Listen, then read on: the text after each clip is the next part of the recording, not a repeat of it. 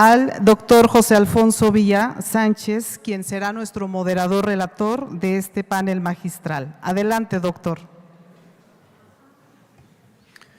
Muchas gracias. Muy buenos días, bienvenidos todos, bienvenidas todas a este panel magistral que lleva por título La formación docente desde el pensamiento complejo, un horizonte crítico, humano, humanista y humanizante. Saludo con mucho gusto a los profesores, doctores que están aquí en el panel y que nos harán favor de compartirnos sus reflexiones sobre esta temática. El doctor Gabriel Calderón Ramírez de la Secretaría de Educación del Estado. Bienvenido, doctor.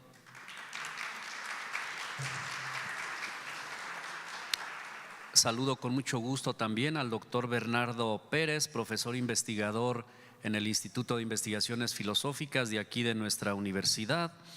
Bienvenido, doctor.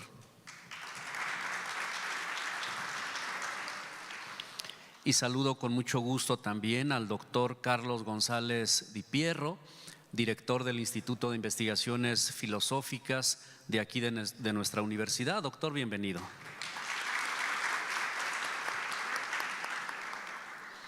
Tenemos a tres expertos en temas que tienen que ver con la enseñanza, con la educación, con la investigación sobre aspectos que tienen que ver con el aprendizaje, etcétera.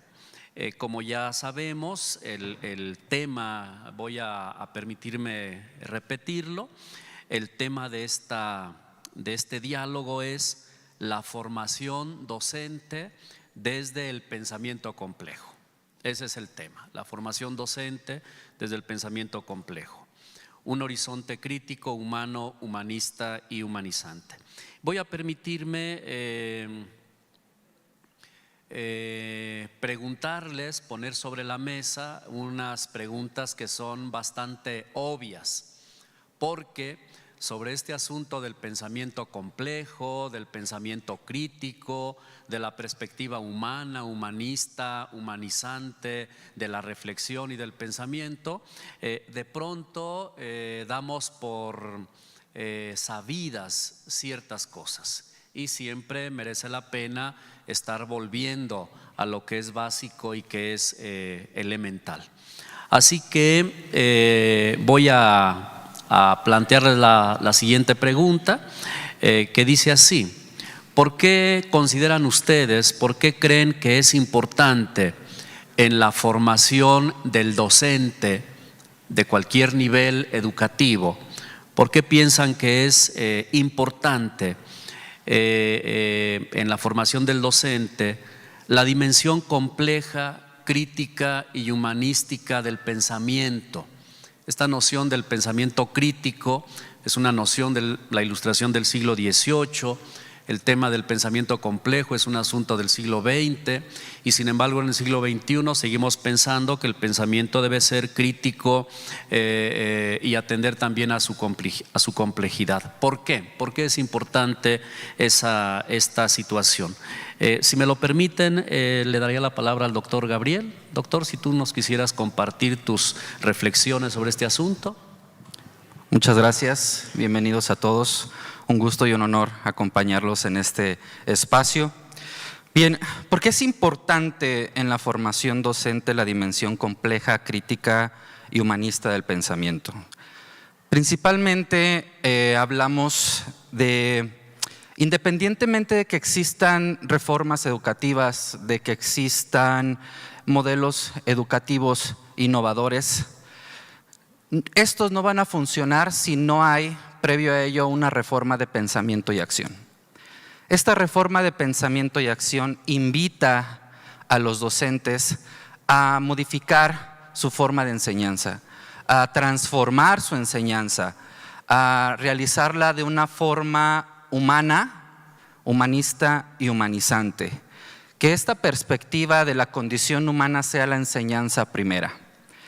Desde este enlace la formación docente necesita una transformación profunda. Esta transformación profunda implica reconocer la importancia de el aprender a conocer, pero saber conocer. Aprender a convivir, aprender a hacer, aprender a pensar, aprender a sentir, aprender a transformar, pero sobre todo aprender a trascender, que es una de las líneas indispensables del pensamiento complejo, la trascendencia del sujeto. Porque hablamos de aprender y saber. Aprender es lo primero que hacemos, ¿sí? Y el saber implica una conciencia. La conciencia es la acción constante. No es suficiente con aprender a hacerlo si no sabes hacerlo. Si no hay una acción constante, una acción transformadora que permita no solamente trascender tú como docente, sino ayudar a los estudiantes a que ellos también trasciendan. Esta trascendencia implica que independientemente del cúmulo de conocimientos, de habilidades que tengas como docente, si no tienes las habilidades, las potencialidades para permitir que ese estudiante logre también potenciar su conocimiento, su habilidad, su emoción, su estar indispensable para situarnos en la realidad, no podremos transformar. Y la educación debe ser transformadora, por lo tanto el docente debe ser transformador.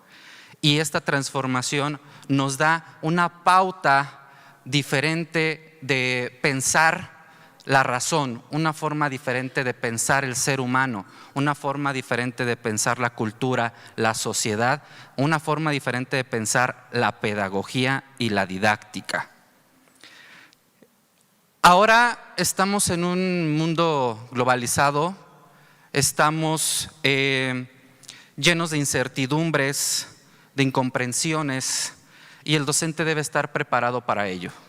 Y el paradigma del pensamiento complejo nos permite relacionar la incertidumbre, lo indeterminado, reconocer que no hay verdades absolutas sino viabilidades.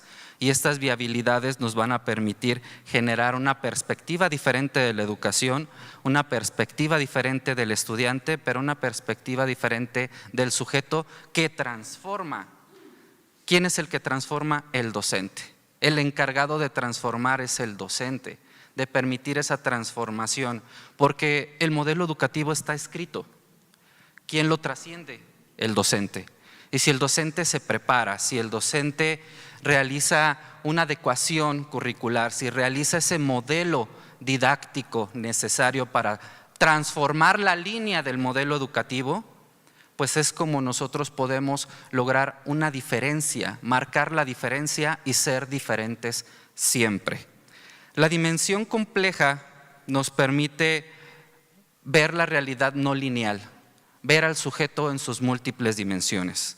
La dimensión crítica alimenta la conciencia, alimenta el conocimiento y la acción. No hay pensamiento crítico si no hay acción propositiva. Si no sería análisis, reflexión o simplemente ser criticones, ¿no? Y la dimensión humanista en el sujeto nos permite centrar al estudiante y también a mí, porque yo soy importante en este sistema, en cada uno de los sistemas. No solamente pensar en la transformación del estudiante, sino me transformo yo. Y aquí entender que somos físicos, biológicos, psicológicos, emocionales, pero también sociales, culturales, históricos, afectivos, ¿sí? Somos todo eso y todo eso se debe alimentar. No más razón y menos emoción. Debe haber alimento para todas las múltiples dimensiones del sujeto. Por eso la importancia de la dimensión compleja, crítica y humanista desde la perspectiva de complejidad en la formación de docentes. Muchas gracias, doctor. Es muy interesante lo que comentas y a cada una de las ideas podríamos sacarle muchísimo provecho.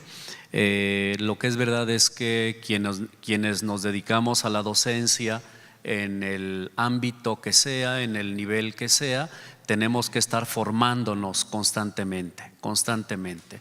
Y está claro que tenemos que estar buscando también una formación que atienda la complejidad de los problemas, de la realidad, de las situaciones. Muchas gracias por tus comentarios, doctor. Quiero darle la palabra al doctor Bernardo ahora. Voy a repetir la pregunta. Doctor Bernardo, ¿por qué es importante en la formación del docente la dimensión compleja, crítica y humanista del pensamiento, en tu perspectiva? Sí, buenos días. Muchas gracias por la invitación a participar en este panel. No voy a mencionar algunas ideas que ya comentó el doctor Gabriel, sobre todo en esta dimensión de un sentido humano que implica al ser humano como un ser complejo, es decir, que tiene pensamiento, tiene emociones, tiene vivencias, tiene convivencia con otras personas. Yo lo voy a tratar de centrar entonces como en una segunda parte, no porque esto no lo considere, al contrario, lo veo como muy enriquecedor, pero si lo pensamos, por ejemplo, pensaría en un ejemplo, algo que hacemos cotidianamente en el aula.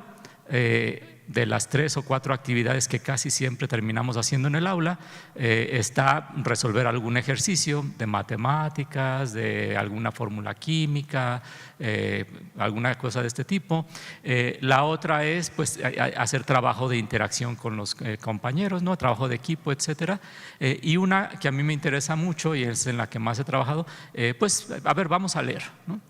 Y entonces, si nos vamos a las ideas que ya plantea, por ejemplo, Edgar Morin en ese libro famoso del pensamiento complejo, particularmente el que fue originalmente un artículo que está en ese libro sobre epistemología de la complejidad, menciona que un problema que tenemos es tratar de establecer relaciones causales y casi que unidireccionales. Dice, y eso no nos sirve para nada. Si yo pienso en la lectura y empiezo a preguntar a quién le toca encargarse de que los niños aprendan a leer, no, pues al maestro, y es el área de español, el bloque de español. Pasamos a la secundaria y entonces ya es el maestro o la maestra de español, no solo las horas de primaria donde se trabaje el tema de español.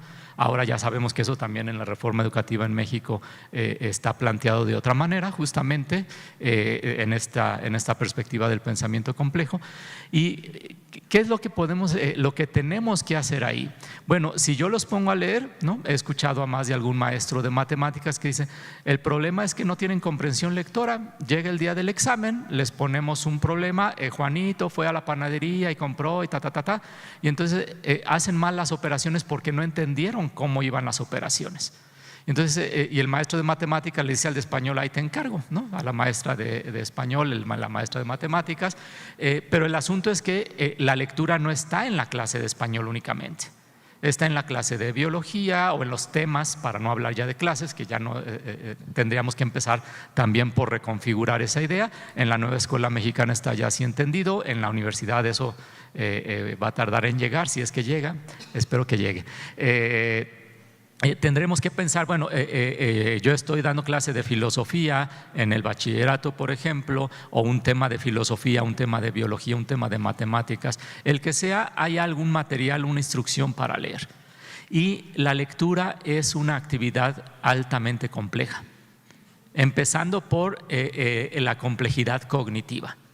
Y entonces, si ahorita les pregunto, a ver, ¿a quién le sirvió, por ejemplo, la clase de gramática del español para cuando está leyendo dice, no, acuérdate que este es el objeto directo en un crítico lo, pero si lo cambiamos hacemos que concuerde con en lugar de con el sujeto, con el objeto, con el sujeto? Nadie leemos haciendo eso. Y pensamos de otra manera, si no lo asociamos, que en realidad la clase de español, sobre todo la gramática y la estructura de las oraciones, es la que nos va a servir luego para leer. Terminamos haciendo eso, más o menos tercero de primaria, y después pues seguro ya sabemos leer. Esa es la creencia popular. Y resulta que no. Bueno, ahora nada más pongo en lista todos los aspectos semánticos que no vemos en gramática. Luego empiezan aspectos que entran en un orden cognitivo, es decir, qué referentes puedo tener yo de una experiencia del mundo para poder llenar de contenido palabras nuevas.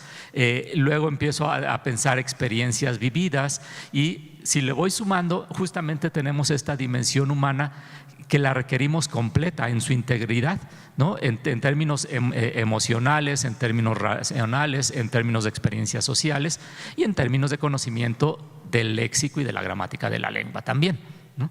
Entonces, para mí este es un ejemplo que me ayuda mucho a mí para empezar a entender, y también la idea es que pueda ilustrar cuando se piensa en pensamiento complejo. Entonces, el asunto es pensar en actividades humanas que siempre están interconectadas. Y podemos nosotros, ya en términos académicos, en términos de investigación, en términos de preparación para la docencia, tratar de enfocarnos, tratar de focalizar un aspecto específico. Pero ese enfoque siempre debe tener en cuenta que es solo una focalización dentro de un espectro más amplio de características que están entrando en juego. Y sí, a lo mejor yo me estoy dejando una lectura y entonces una pregunta sencilla, ¿no? Ya sabes leer, perfecto, pero como docente yo tengo que elegir qué van a leer, cuáles son los criterios que utilizo para una lectura. Que adquieran vocabulario, tengo esa conciencia cuando estoy dando clase de sociología, por ejemplo, en la prepa. O digo, que aprendan sociología, pero qué tanto vocabulario, qué nivel de lectura, de complejidad. No tenemos herramientas para hacer eso. Y de hecho, me atrevo a decir que son muy pocos los docentes que yo alcanzo a conocer o a ubicar que podrían tener herramientas para determinar qué materiales de lectura elegir desde cuarto de primaria. Es decir, de ahí en adelante elegimos por nuestra materia, ¿no? Y no nos hemos salido del molde de elegir por la materia, ¿no? Y entonces no estamos pensando que a lo mejor hay una lectura que puede servir para otras cosas, y entonces es una lectura que no se puede abordar o que no necesariamente se agota en la clase con el tema de biología, sino que tiene que ver con aspectos, por ejemplo, de tipo social, ¿no? Quienes ya trabajan cosas de ecología ya dicen eso, a mí me suena bastante, y entonces empezamos a pensar, no habría que confundirlo, pero sí se puede relacionar con aspectos, por ejemplo, como la interdisciplina o la transdisciplina. Pero eso ya son términos que usamos para aspectos más de investigación, más de tratar de explicar nuestras realidades, pero no necesariamente implicarían al aula. En el aula creo que el concepto de pensamiento complejo es mucho más útil porque nos ayuda a entender lo que está pasando por la cabeza, por la corporalidad, por el conjunto de experiencias que tiene un ser humano, tenga 8, 10, 15, 20 años. Eso tendría ahora por decir. Muchísimas gracias, doctor Bernardo. Sí, también es muy interesante lo que comentas, dando continuidad a lo que nos ha comentado el doctor Gabriel. Pensaba yo mientras te escuchaba que quizá la paradoja en el fondo sea que de hecho estamos inmersos en situaciones complejas de pensamiento y que más bien el ejercicio que hemos hecho en automático es simplificar y no caemos en la cuenta de que esa simplificación es ya en un ejercicio del propio pensamiento complejo. Por lo tanto, ahí los retos son muy interesantes. Los ejemplos que pone son muy ilustrativos. Hay ciertas actividades, ciertas habilidades básicas a las que hay que estar regresando en el nivel académico que sea, que es leer, ¿verdad? Leer, volver a leer. Uno piensa que ya sabe leer, pero le dan un texto de un área diferente a la que uno lee normalmente y uno ya no le entiende. De manera que eso es muy interesante. Muchísimas gracias, doctor, muy amable. Voy a darle la palabra al doctor Carlos González Di Pierro, que está con hartas ganas de decir cosas con lo que hemos estado escuchando, y voy a repetir la pregunta solo para que la tengamos otra vez presente. La pregunta, doctor Carlos, es: ¿por qué es importante en la formación del docente la dimensión compleja, crítica y humanista del pensamiento? Te escuchamos, doctor. Sí. Muchísimas gracias. Igualmente también agradezco muchísimo la invitación para participar en este panel, a la doctora Claudia Muñoz, por supuesto a la doctora Rubí y a mis compañeros, ¿no? Porque pues sí, tiene algo de razón el doctor cuando dice que tengo hartas ganas de decir cosas, porque precisamente cuando surge la oportunidad de venir a tratar estos temas, luego pensé que en realidad sí, como lo veo con mis compañeros, también no es que hubiera que preparar algo, como ustedes mismos seguramente también están aquí, sabiendo que retomando algo que dijo el doctor Alfonso Villa al principio, una pregunta que parece muy simple o que es muy simple, ¿sí? ¿Qué papel tiene la formación del docente qué papel tiene en la formación del docente la noción de pensamiento crítico, de pensamiento complejo, para poder hacer mucho mejor nuestra práctica docente, ¿no? Nuestro quehacer docente? Pero pues esa es la pregunta del millón, pues, como decimos, parece una perogrullada porque sabemos que la respuesta de entrada es muy importante, pero ahora que acabo de escuchar a mis colegas, ahora que ya dijeron varias de las cosas, también yo mismo diré que ya doy por omitidas algunas de las cuestiones muy parecidas que iba a comentar. Voy a retomar algunos ejemplos también de la propia práctica cotidiana, porque lo veo mucho más importante que la reflexión teórica, obviamente, ¿no? O sea, de entrada sí decimos, no, pues sí, pero ¿cómo? Ajá, esa es la principal cuestión. O sea, todos estamos de acuerdo en la gran importancia que tiene desarrollar un pensamiento crítico en el docente, pero también en el estudiantado, obviamente. Entonces, la primera pregunta que nos haríamos ¿es posible desarrollar, o sea, enseñar y que se desarrolle el pensamiento crítico en el estudiantado? De entrada, la respuesta está por una investigación que llevé a cabo hace unos años sobre didáctica de las operaciones mentales que intervienen en el proceso de enseñanza-aprendizaje. De entrada, la respuesta es sí es posible enseñarlo. Sí, fíjense, enseñar a que desarrollen un pensamiento crítico que nosotros cuando analizamos a los estudiantes decimos, mira, se nota, como decía el doctor Bernardo un poco, quién lee más, quién tiene una formación así más lectora desde niños, ¿sí? Si estamos en bachillerato, yo también coincido con él en que tenemos que ir no exactamente rompiendo el paradigma ese que existe en todo nivel de escolaridad, de que dices, no, pues efectivamente yo veo que uno de los problemas más grandes que tienen es que no saben leer, pero pues le echo la culpa al del nivel anterior, es que así vienen de la prepa, y los de la prepa le echan la culpa a los de la secundaria, ¿verdad? Así vienen de la secundaria y los de la secundaria a la primaria. Pero otra vez insisto, la verdadera pregunta que ya nos empezó a contestar desde su punto de vista, y yo coincido con el doctor Bernardo, es ¿se puede o no se puede hacer algo a estas alturas? Claro que se puede, ¿sí? Y eso es precisamente el primer paso del desarrollo de un pensamiento crítico del docente.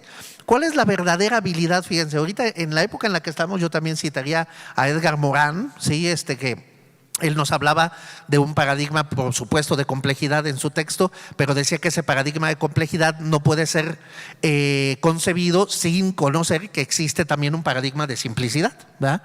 Y entonces, ese es un primer paso con el ejemplo que les quiero poner de lo que sería, que se parece, insisto, a lo que comentó el doctor Bernardo, un paso para que uno, desde ese punto del desarrollo del pensamiento crítico y conociendo lo que es el pensamiento complejo y toda la complejidad que encierra todo el proceso, sumando las dos de enseñanza-aprendizaje, ¿qué es lo que podemos hacer y tenemos que hacer desde nuestra formación? ¿Sí?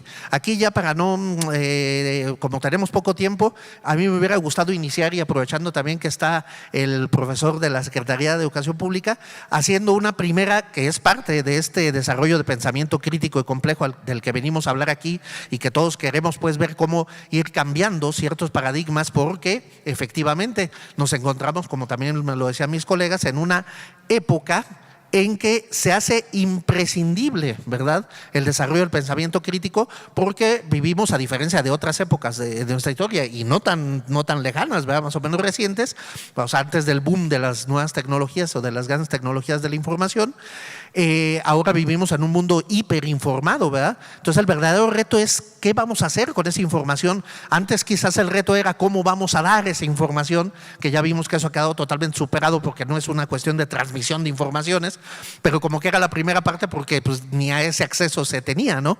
Pero ahora al revés, es qué vamos a hacer, ¿no? Con vivimos estos términos, me han gustado que han acuñado autores contemporáneos, infoxicados, ¿no? Dice, estamos infoxicados, o bueno, hay un texto ahí de uno de los también autores, filósofos contemporáneos, Byung-Chul Chang, que tiene un texto que se llama Infocracia, ¿no? Y que él dice que él se inventó ese término infocracia, pero sí, o sea, ahí también es el régimen, ¿no? De la información, o sea, información es poder, que ya sabía desde antes. Les digo, no me quería salir de esto porque regreso.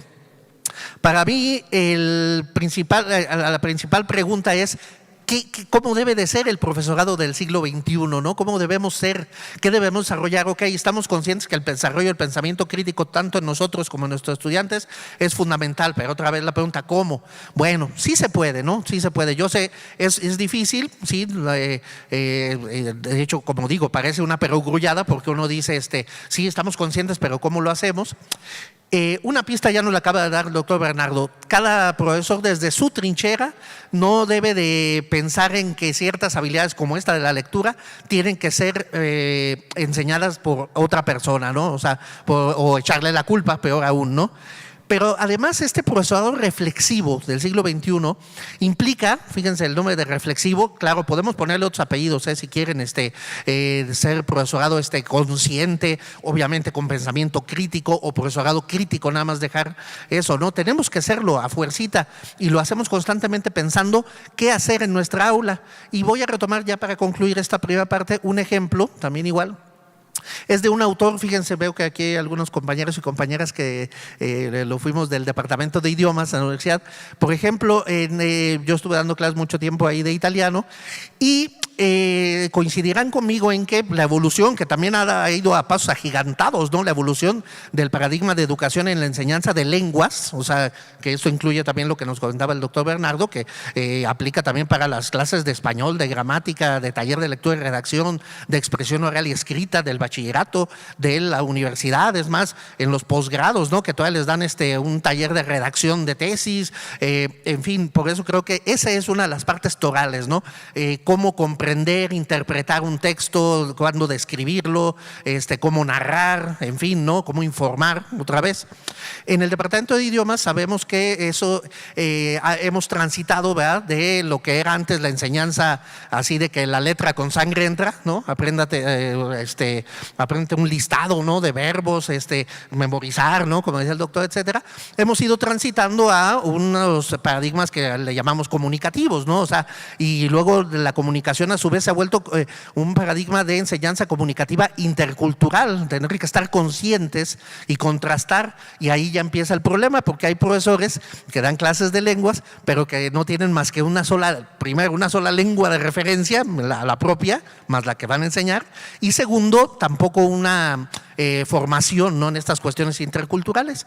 Entonces, hay un profesor en la Universidad de San José State, California, que él proponía lo siguiente, y con esto, insisto, quiero concluir para poner el énfasis en cómo debe ser el profesorado del siglo XXI. Antes que nada, un profesorado reflexivo. Él decía, como profesores de lenguas estamos conscientes de que, aunque entendamos que no lo estamos haciendo bien, lo seguimos haciendo.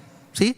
Por ejemplo, esto del que les digo, no, pues ya los textos de toda la vida, que veo dependiendo de nuestras edades, la gran mayoría aquí en nuestras clases de inglés recordarán, pero también las de español, era un texto que le llamamos input, ¿no? Y de ese texto se derivan preguntas, ¿no?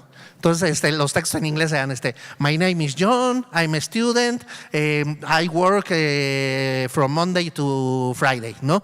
Y entonces las preguntas eran, what's her name o what is your name, ¿no? My name is John. What do you do? I'm a student, ¿no? Y etcétera, ¿no? Entonces, eso quedó demostrado en la enseñanza de lenguas, que eso no es aprender, ni estás aprendiendo la lengua, pero es la manera más fácil, atención con esto del profesorado reflexivo, para que todos estemos contentos. El profesor no tiene la gran preparación, ahí tiene el input, haz las preguntas, si son 5 preguntas y las contestó las 5 bien, tiene 10, si contestó 4, tiene 8, todos contentos porque el estudiante también cree que si contestó 4, él sabe o pudo entender el texto. Fíjense, aquí es comprensión del texto y no lo comprendió, eso ya está demostrado en la actualidad que no lo comprendió, lo único que tiene es una cierta habilidad de memoria, ¿sí? De relación. Ese experimento lo repitió un autor que se llama Daniel Casani, un investigador español, que él lo hizo con una lengua inventada, sí parecida un poco en su estructura al español, o sea, como si hubiera una relación entre portugués y español o italiano y español. Él se inventó una lengua, así, pero con cierta estructura gramatical, hizo 5 preguntas y la gran mayoría de los estudiantes acreditaron el ejercicio, o sea, contestaron, entonces todos contentos y él cree que sabía, ¿no? Pero en realidad no es así. Entonces, ¿qué es ese profesorado reflexivo? El que entonces empecemos a diseñar nuevos ejercicios, que sí se puede. Yo sé que es lo más complicado, ¿no? Que ahí siempre dice, oye, vas a dar ahora esta asignatura, a ver el programa, ¿no? El famoso me baso en el programa, ¿sí? En el caso del libro de texto, él decía, también estamos conscientes que los libros de texto en estas áreas también a veces no ayudan mucho.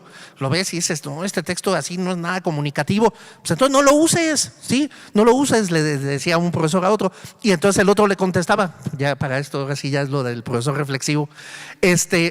Le contesta el profesor, sí, pero lo que pasa es que institucionalmente me dicen que lo tengo que usar. O sea, de hecho, hasta hicieron a los alumnos que lo compraran y yo mismo y me dicen que sí. Ok, ¿cuánto tiempo es tu clase? No, pues 50 minutos. Ok, usa el texto 10 minutos y los 40 restantes, pues da lo que tú consideras desde tu propio quehacer reflexivo que deben de aprender tus estudiantes. Usa la mecánica, ¿sí? Usa las herramientas didácticas que tú consideres que pueden, porque el primer paso para ser un buen profesor reflexivo es entender que no todos aprendemos igual, ¿verdad? Que no es lo mismo una asignatura de biología, de química, de física, como lo decía el doctor, los textos son también diferentes que de economía, que de derecho, que de filosofía. Segundo, no es lo mismo un nivel primaria que un nivel secundaria que un nivel bachillerato, seguro. Tercero, no es lo mismo un grupo de 10 estudiantes que un grupo de 20, que un grupo de 30. Y ni siquiera vamos a decir cuál es mejor de los 3 porque depende a su vez. O sea, ahí está una palabra clave para la formación del pensamiento crítico docente es depende. ¿Tú qué haces en tu clase? Pues depende. Todavía no sé ni cuántos estudiantes voy a tener y cómo voy a tener ya listo todo el programa con las actividades, ¿sí? O sea, ese es el punto de partida en mi concepto. Bueno, hay más cosillas, pero yo creo que ahorita saldrán en las demás preguntas. Muchísimas gracias, doctor, por tus palabras. Muchas gracias. Yo les había hecho llegar aquí a mis colegas 3 preguntas. Antes les di el cuestionario antes para que lo resolvieran. Les dije que debían responder, pero responden lo que quieren. Así no vamos a llegar a ninguna parte. Es un hecho que los que somos docentes tenemos que estar siendo siempre muy creativos, ¿verdad? Creativos inclusive para usar el libro de texto que nos dicen que debemos usar. Lo resolvemos en 10 minutos y luego nos ponemos creativos, ¿no?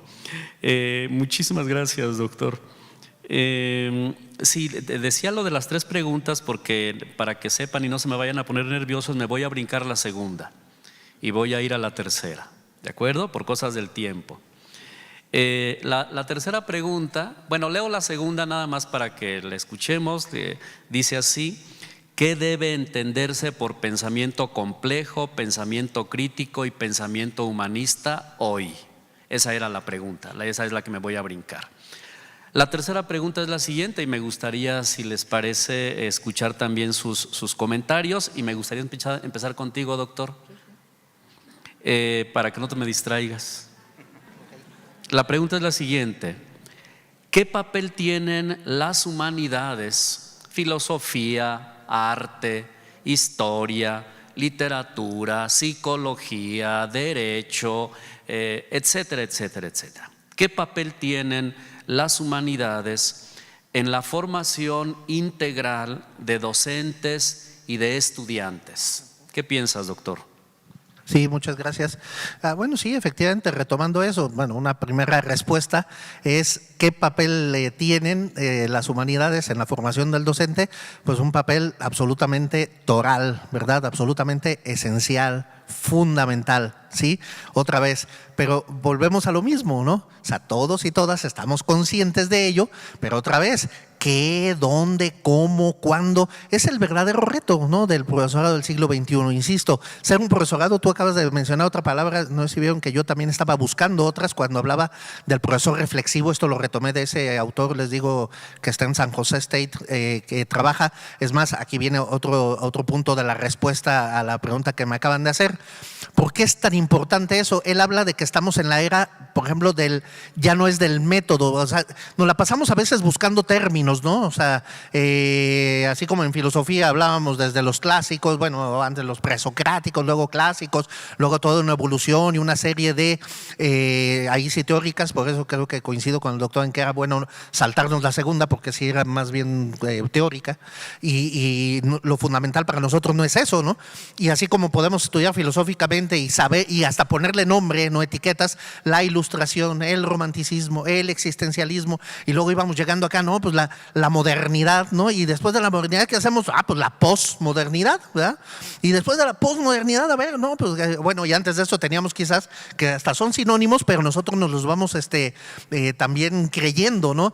Contemporánea, es un filósofo contemporáneo. Hay que diferenciar entre un filósofo contemporáneo y un filósofo moderno, ¿no? Por ejemplo. Entonces, no es cuestión de teoría, definitivamente, no es cuestión de etiquetas. Por eso hablaba del post-método. En la formación del docente, ya regresando a la didáctica, se dice que ahorita estamos en la era post-método, no método, sino post. Pero eso es por buscarle pues un término, ¿no? Y eso se da de donde también puede surgir, porque el post, si lo tomamos como un término, no es que no sea muy útil, pero si lo tomamos como una ideología, ¿sí? Si lo tomamos como una verdadera, precisamente aquí va la palabra, filosofía, sí nos será útil. O sea, hablar de post no es solamente lo que sigue de algo, no. Es una revolución, precisamente es algo que siga, pero que en realidad empiece a cambiar paradigmas, lo que decimos, de manera crítica, ¿sí?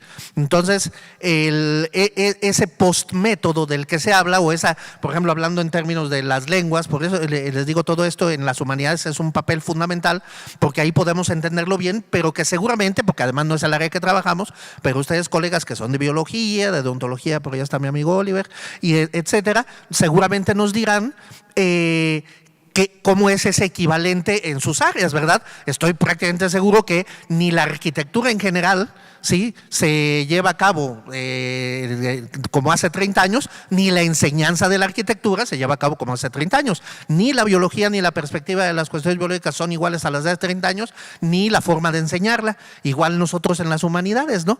Entonces este post tomado como algo ideológico sí nos daría muchas pistas a cómo debe ser ese profesorado, que ahorita me interrumpí, me dio otra pista el doctor cuando habló de creativos, ¿sí? Efectivamente, una de ellas es el profesor reflexivo del siglo XXI, el profesor creativo del siglo XXI. O sea que sí tenemos una enorme responsabilidad que no vamos a encontrar en ningún lado, no está en el programa, pues, ¿sí? Es más, ya para concluir, las propias humanidades pues no se enseñan. Ese sería un primer punto de partida. Vean ustedes la importancia de la pregunta que nos hace el doctor. ¿Qué papel juegan las humanidades en la enseñanza o en la formación del profesorado y en la enseñanza en general para poder nosotros cada vez tener una mayor actualización, una formación crítica, ¿sí? Una formación crítica para poder enseñar? ¿Qué papel juegan? No qué son, ¿sí? O sea, porque de hecho un primer punto de partida es ese, la literatura. No podemos ni debemos de definirla. Es más, hay posturas más provocadoras que la literatura. Nos dicen que la literatura no se enseña. Entonces dirán ahorita los profesores de bachillerato, caray, entonces ¿qué voy a hacer con las materias de literatura? ¿No? Pues no, o sea, lo que tenemos que hacer es precisamente, ya el doctor lo decía, fomentar, o sea, la literatura, por ejemplo, que igualito que la filosofía, que la propia historia, no podríamos pensar en que se enseñe. O sea, sí, claro que hay facultades, claro que hay carreras de eso, pero lo que hacemos o lo que debemos hacer, incluso desde el bachillerato, y esto se extiende a todas las áreas del conocimiento, definitivamente. Y otra vez vamos a caer en eso de la reflexividad y del pensamiento crítico. Yo creo que no hay profesorado de cualquier área del conocimiento que nos diga que no está consciente de la gran importancia que tuvieron primero para ellos como docentes, o para ellas como docentes, o para el estudiantado, una formación en humanidades, no humanística. Sí, o sea, qué importancia tuvo haber abordado temas filosóficos, temas literarios, o si lo siguen viviendo, ahí ahí está una de las palabras. La literatura no se enseña, la literatura quizás se vive, la literatura se percibe, igual que la filosofía, ¿no? O sea, se lee, por supuesto que se lee, se percibe, se fomenta, pero no enseñarla como tal, porque ese ha sido uno de los grandes problemas de la educación y de esta formación del pensamiento crítico, que la enseñanza y sobre todo las humanidades se ha vuelto muy aburrida, pero muy aburrida, ¿sí? ¿Por qué? Pues porque se reduce a clasificaciones. O sea, en realidad lo que enseñamos, si vemos un programa de literatura del bachillerato, lo que se enseña es una historia de la literatura, clasificación de la literatura, y desgraciadamente en filosofía también se sigue viendo eso, ¿no? Historia de la filosofía, unas clasificaciones, ¿sí?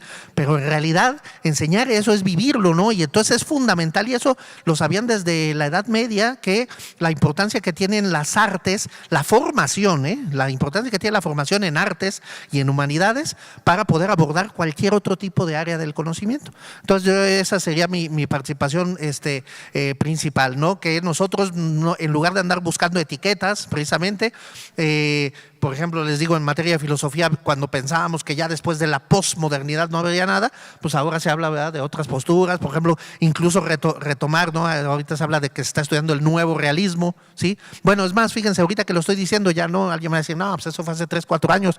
O sea, ¿cómo estamos? Esta época vertiginosa que ni siquiera nos deja encontrar así cortes, ¿no? Nos deja encontrar precisamente épocas para ser etiquetadas desde la formación docente, ¿no? Entonces no importa dónde estamos, lo que verdaderamente importa es eso, formarnos de manera reflexiva y decir lo que a mí me funciona, pues puede ser que a ti no, pero a ver, sí o no, ¿cuántas veces en las reuniones de academia nos quieren dar así todo flat, ¿no? El coordinadora de academia. Ese es el programa. Por ejemplo, eso de trabajar en academias, que se diga que los exámenes, aquí ya voy a poner a lo mejor uno de los dedos en la llaga, pero pues de eso se trata esto, ¿no? Eso de trabajar en academia y de decir que se haga el mismo examen, por ejemplo, en el bachillerato, ¿no? Que la misma asignatura la tienen 10 profesores y que tengan que hacer el mismo examen, a mí personalmente me parece una locura. ¿Por qué? Pues porque cada uno de ellos sabe cómo evaluar a sus estudiantes, que sabe que a lo mejor uno del turno vespertino tiene 10 y el otro tiene 30, y por qué entonces va a decir un ensayo de 10 páginas, a lo mejor el del turno vespertino que tiene 10 dice, pues sí, no hay mucho problema, pero el otro 30 tiene que leerse, y no solo eso, sino además saber cómo, que cada grupo, insisto, es lo bonito además de nuestra profesión, ¿no? Que cada año es diferente, aunque alguien diga tengo 20 años dando matemáticas 2, pues sí, pero no lo has dado igual, bueno, menos que hacer a veces, ¿no? Hay ciertos estancamientos. Pero bueno, ese sería un poco el hilo conductor otra vez, ¿no? Que si queremos encontrar la respuesta no hay, porque la respuesta está en nosotros mismos, y ojalá hubiera más formación. Yo ahorita lo platicaba y con esto cierro, de que qué bueno que está el profesor que viene de la Secretaría de Educación Pública, porque un punto de partida también, y que yo por eso me congratulo de que haya eventos como estos y que siga existiendo cada año mínimo, pero además la coordinación de responsabilidad hace muchos eventos durante todo el año, porque es lo más cercano que tenemos nosotros a lo que sería una verdadera facultad de educación, porque bien sabemos que pues aquí, y más en estos contextos del estado de Michoacán, de Guerrero, de Oaxaca, va a ser muy complicado que las universidades públicas como la nuestra logremos tener una verdadera carrera, ¿no?, de educación. O sea, así como por ejemplo en la Autónoma de Nuevo León, que hay una facultad de educación, e ir cerrando esos lugares comunes y esos mitos de que el profesor formado en la carrera magisterial tiene el cómo y el profesor formado en la universidad tiene el qué, pero los que tienen el qué no saben bien el cómo, y los que tienen el cómo no entienden el qué, y hay que darles ahí cursitos para medio regularizarnos o alinearnos, equilibrarnos, y no es así, les digo, la perspectiva esta de un profesorado del siglo XXI reflexivo nos indica que eso no es así, sino que está en cada una y cada uno de nosotros. A lo mejor no es la respuesta que queríamos encontrar, pero eso es lo mejor para que no seamos estudiantes como nosotros. No queremos estudiantes pasivos que llegan y se sientan y hoy qué vamos a hacer. Yo por eso, y ahora sí cierro con esto, te lo juro, yo por eso soy un amante, sigo siendo, de la teoría y de la forma en cómo la llevó a cabo de María Montessori. Pero para mí ese es un reflejo de lo que puede ocurrir aquí también, que el pensamiento crítico nos dice. A veces hay falacias, como en este caso creo que sería una especie de falacia ad hominem, que si yo digo, no, la educación Montessori, lo mejor alguien dice, no, porque ya ha pasado a través del tiempo que digan que en los Montessori son muy elitistas, que cuesta mucho y que además hacen lo que quieren Y al revés, hay secundarias y bachilleratos que te dicen, uy, se nota que viene de Montessori, velo, ni se sienta bien, ¿no? O sea, entonces, y cuando es al revés, ¿no? Yo creo que el llegar y ver un grupo que dice, ahí todos parados, ¿qué vamos a hacer? Pues es que ya sabemos, ¿no? Lo que tenemos que hacer, a lo mejor, ándale, unos van a leer, otros van a concluir el trabajo, etcétera. Entonces, esa perspectiva creo que sí no debemos de perderla de vista. Si no queremos alumnos pasivos ahí, pues nosotros tampoco debemos serlos, ¿no? Entonces, esa reflexión y esa reflexividad en el aula va a ser fundamental. Lo que me sirve dependiendo de la materia que dé, ¿no? Por ejemplo, es mi aportación. Muchísimas gracias, doctor Carlos, por tus comentarios, muy amable. Voy a cederle la palabra al doctor Gabriel y la pregunta, doctor, es ¿qué papel tienen las humanidades en la formación integral de docentes y estudiantes? Gracias. Para no repetir ya esta parte, contextualizan y dan sentido, ¿no? Contextualizan, dan sentido al trabajo humano. Desde esta perspectiva permiten el abordaje del pensamiento complejo como paradigma. Dice, nos saltamos la pregunta 2, pero bueno, es importante relacionarlo también. O sea, el pensamiento complejo es un paradigma, el pensamiento crítico es una habilidad de la mente. Ahorita hablaba el doctor de las operaciones mentales y el pensamiento humanista es una filosofía. Entonces, las humanidades nos permiten esa vinculación. ¿A partir de cómo? Dice por ahí, ¿cómo lo hacemos? La estrategia interdisciplinaria, la estrategia transdisciplinaria, que no solamente se puede desarrollar desde la investigación, también en la práctica.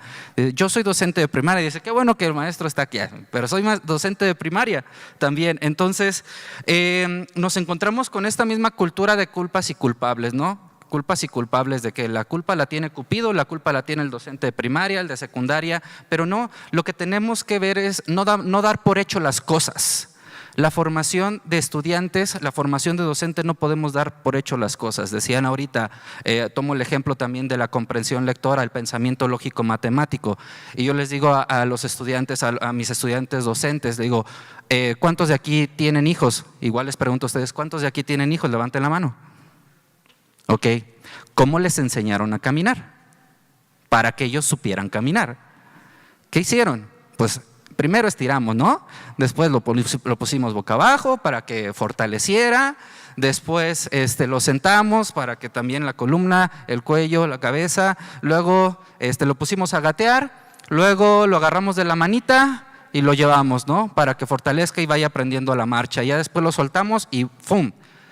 Yo le enseñé, él aprendió para que supiera caminar. Los procesos educativos de los estudiantes son iguales. ¿Cómo podemos favorecer un pensamiento crítico? Ok, empieza por el proceso. No puedes trabajar comprensión lectora con ejercicios de comprensión lectora. Error. No puedes trabajar pensamiento lógico matemático, resolución de problemas con ejercicios de resolución de problemas.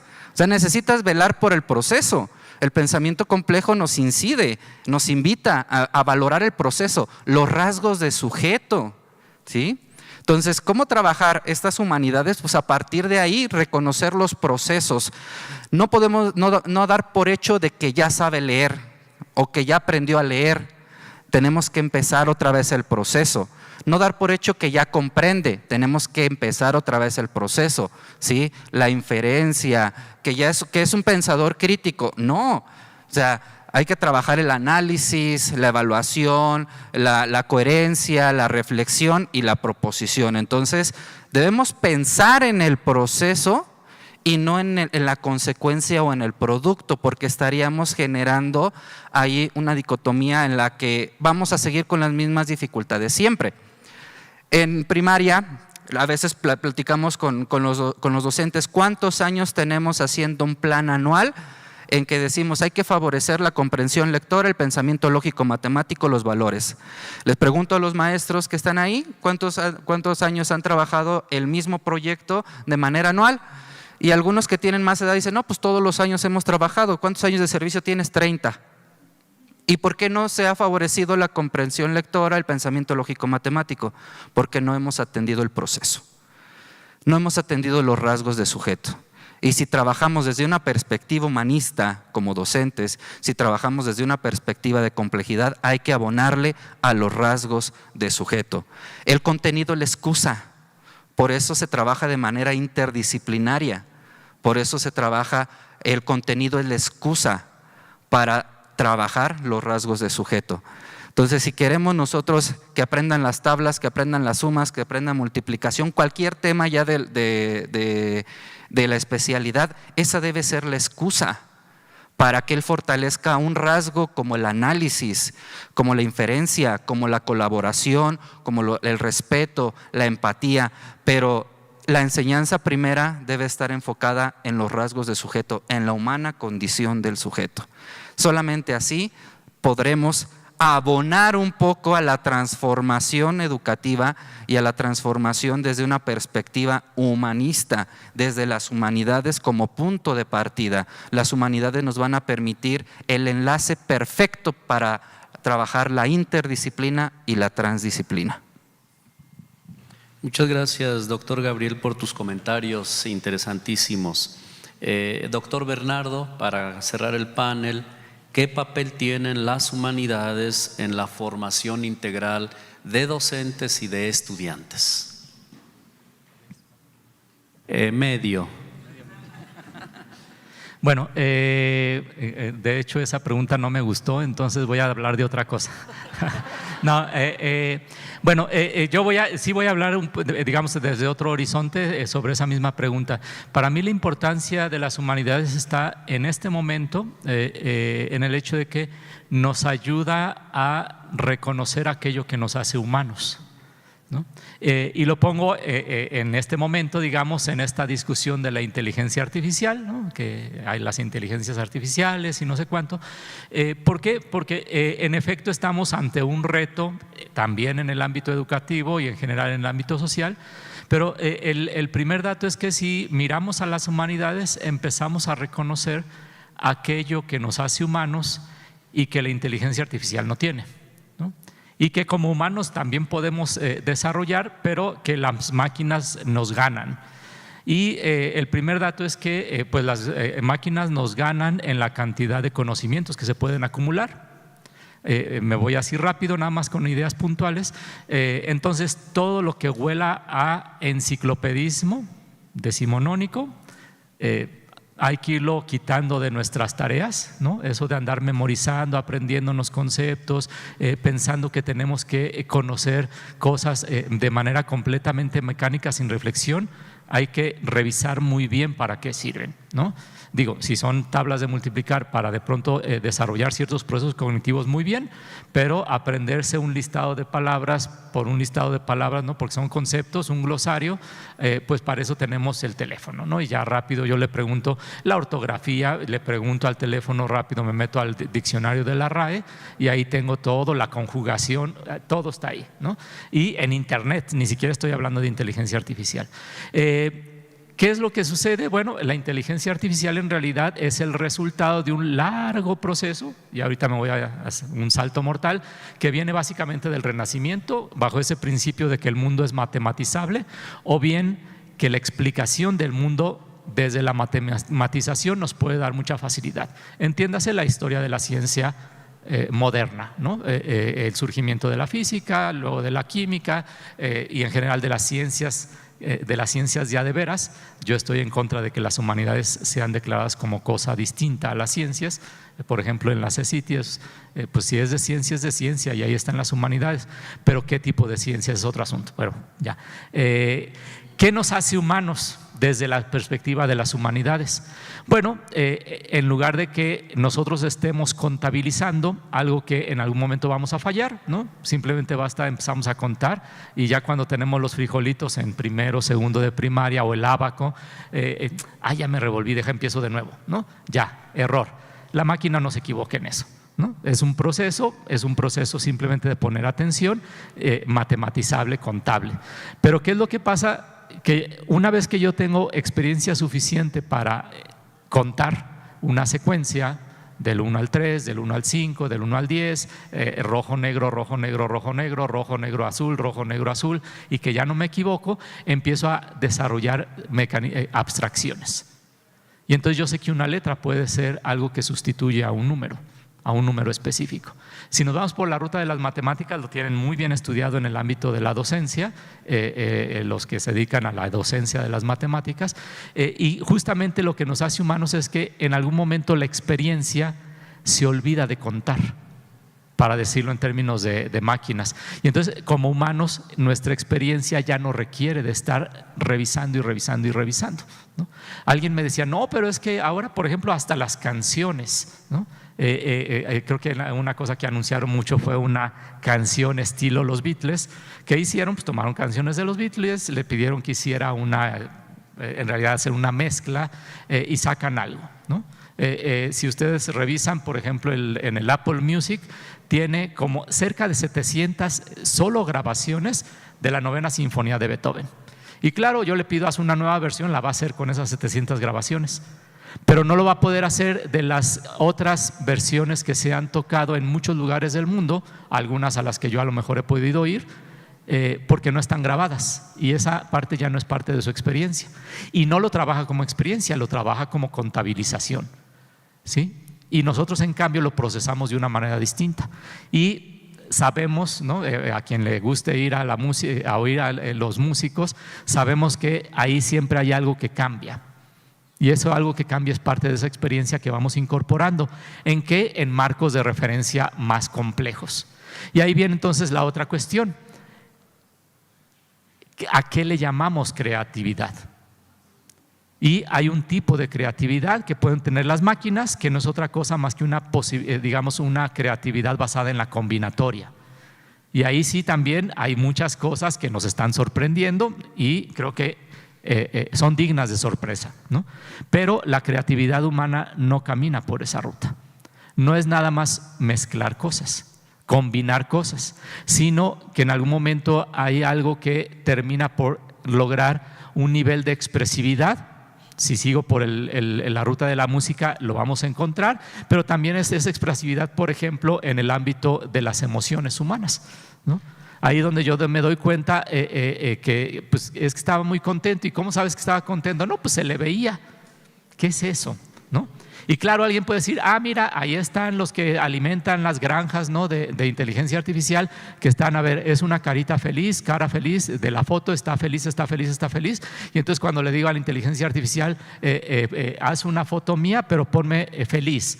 Y entonces va a activar procesos y va a integrar lo que podría verse como una cara feliz. Pero hay algo que sigue quedando fuera de ahí, ¿sí? Solo con estos dos ejemplos, entiendas el de la experiencia humana y el de la creatividad humana. Bueno, el tercero sería el de la emotividad humana, el de la expresividad. Creo que son cosas que justamente las encontramos en las humanidades y que se vuelven entonces algo fundamental, porque con eso vamos a nosotros poder explicar mejor y poder saber que en realidad la inteligencia artificial va a terminar por hacer muchas tareas de manera mucho más eficiente que si las hacemos nosotros. Y esa es la historia de las máquinas, ¿no? Piensen en un telar manual o en tejer a mano, ¿no? Tejan a mano, tejan luego con un telar y luego pónganlo con una máquina que tenga ya su motor de vapor, su motor eléctrico. Y pues esa ha sido la historia. Las máquinas están haciendo trabajos que antes teníamos que hacer todos a mano. Pero hay algo que no van a hacer esas máquinas, y eso las humanidades son las que tienen la respuesta. De ahí que incluso ahora los mejores alimentadores de inteligencia artificiales son egresados de carreras de humanidades, ¿no? Este dato ya está empezando a generar estadística, y las compañías que están alimentando diferentes algoritmos, ¿no? Lo están haciendo a través de contratar a personas egresadas de humanidades. Entonces, bueno, esa sería mi respuesta. Muchísimas gracias, doctor. Es un hecho que cuando nosotros como docentes estamos en esta dinámica constante de formarnos integralmente, de prepararnos en lo que hacemos, en el modo como lo hacemos, es evidente que nuestros estudiantes lo notan. Y es evidente que tenemos posibilidad de ofrecerles pistas en su propia formación y también recoger muchas pistas de nuestros propios estudiantes. Este trabajo de estarnos retroalimentando como docentes entre nosotros por un lado y también con nuestros propios estudiantes es un trabajo que hay que estar haciendo constantemente. Agradecemos mucho la participación de los panelistas, muchísimas gracias, les damos un aplauso.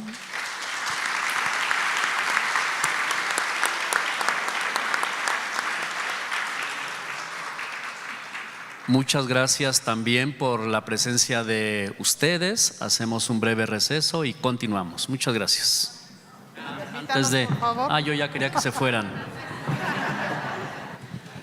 Muchas gracias. Pues un aplauso nuevamente para nuestro panel.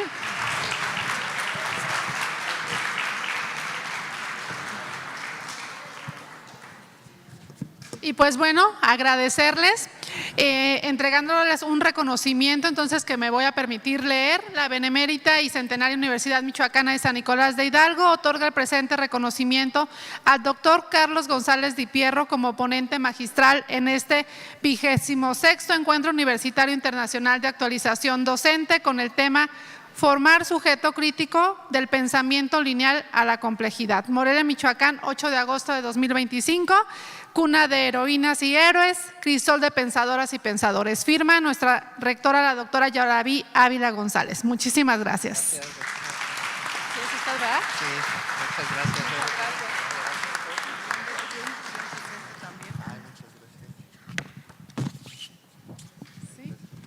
Y pues también de la misma forma y en el mismo contexto, al doctor Gabriel Calderón Ramírez, también firmando nuestra rectora, la doctora Yaraví Ávila. Muchas gracias. Gracias. Me hago para acá.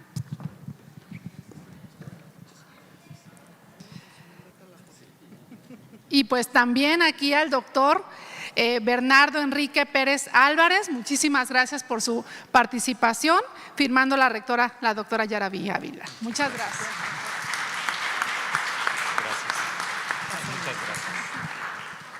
Y bueno, a nuestro moderador, relator de este panel, este es para usted. En los mismos términos, el doctor José Alfonso Villa Sánchez. Un fuerte aplauso para todos ellos, por favor.